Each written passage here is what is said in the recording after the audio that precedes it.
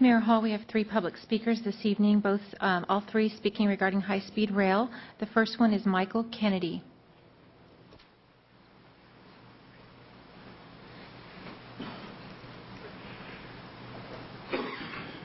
Good evening. Please identify yourself and proceed. Michael Kennedy, principal of Bethel Christian School here in Bakersfield. Thank you for the opportunity to speak once again this evening about the high-speed rail. I understand that the high-speed rail is not on the agenda this evening. However, we hope that our attendance this evening will influence the agenda for our next meeting, as we are approaching the deadline very soon for the comments. We thank the city for the workshop that was presented by the city manager last session. We also thank the High-Speed Rail Authority for the hearing last week. However, I believe I speak on behalf of all of the citizens here in this city that we would like the City Council and the city manager to consider a session allowing our citizens to engage in open dialogue about this high-speed rail. We would also ask that the following issues be referred to committee or to a staff member this evening. First of all, requesting a delay of 6 months so we have the ability to read this massive document that's over 3,300 pages. Secondly, we would request that this committee adopt a vote of no confidence, consider adopting a vote of no confidence in the next session regarding the existing proposal as it relates to the EIR.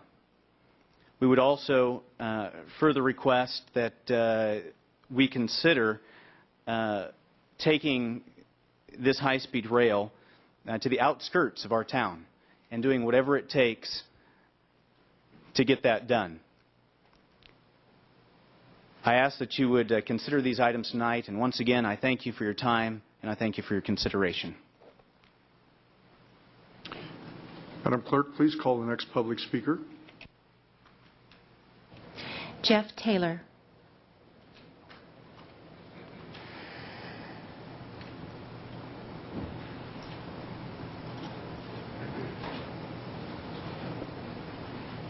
Good evening. Please identify yourself and proceed. My name is Jeff Taylor. Good evening, council members. I oppose the high-speed rail project in its entirety due to the insufficient amount of funds that are available to effectively begin construction of the project. I oppose the project because the amount of funds that will be necessary to complete the project have been grossly underestimated and the source of future funding is undetermined. I oppose the project because the unjustifiably high cost of the project will eliminate the possibility for funding of many important infrastructure projects well into the future. I oppose the authority's plan to unnecessarily destroy an unacceptable amount of our city infrastructure, homes, churches, businesses, and schools by the authority's current plan to construct their underfunded and poorly planned rail project directly through the middle of our long-established city and surrounding communities. The multitude of extremely negative social, cultural, and economic impacts to our community will be unacceptably devastating. It is not necessary for the authority to destroy so much of our community to build their project. The authority could easily relocate the rail alignment and station location somewhere outside the established Bakersfield community. It is worthy of note that the authority's plan for the rail alignment in the Fresno area does not pass directly through their downtown community, and due to that reasonable alignment, the project negatively affects far fewer citizens. I oppose the authority's plan to demolish as many as 8 churches in our moderately sized community. A Christian school and a Hindu mission will be demolished also.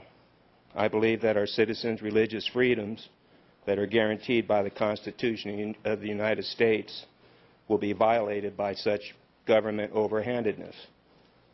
I oppose the high-speed rail authority's unethically deceitful practice of not sufficiently informing property owners that their properties are at risk of demolition or value degradation by the project.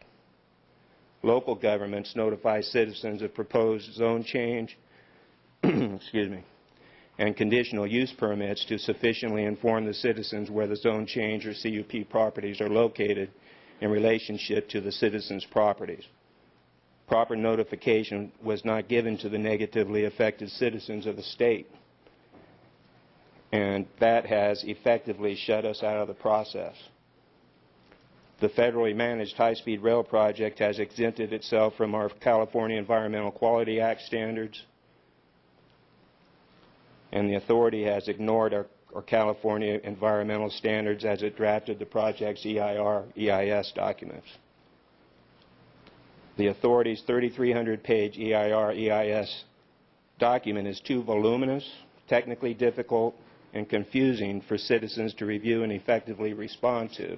Mr. Taylor, I have to ask you to quickly bring your statement to a close. Very quickly, sir.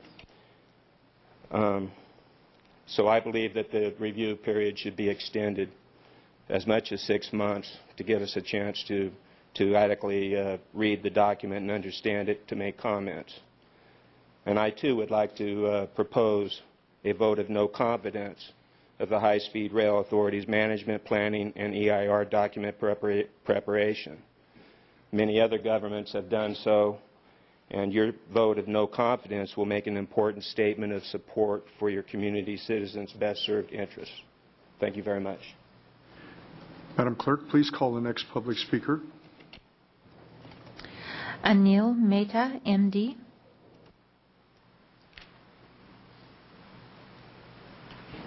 Good evening. Please identify yourself and proceed. Good evening. I'm Dr. Anjali Mehta. I'm representing the Chinmaya Mission, which is a Hindu religious organization.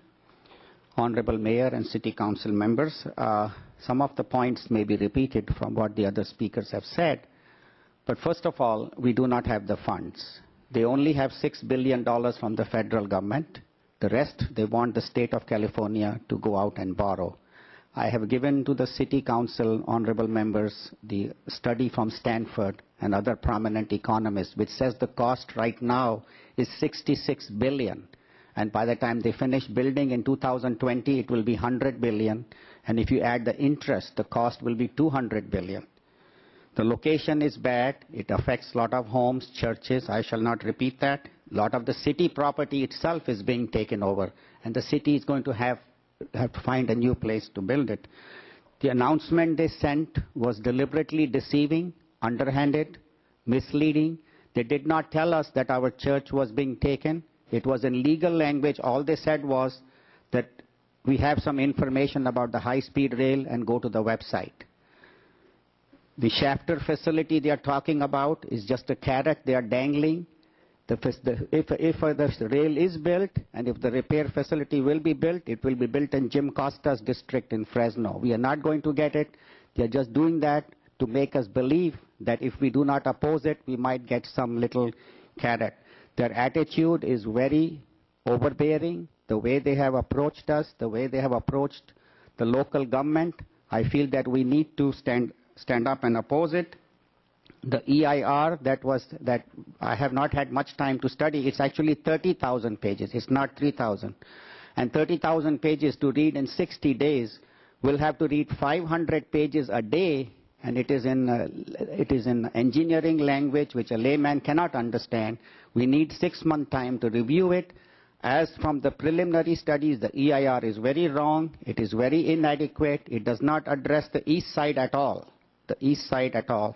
And even the noise abatement information is very, very lacking, very deceptive.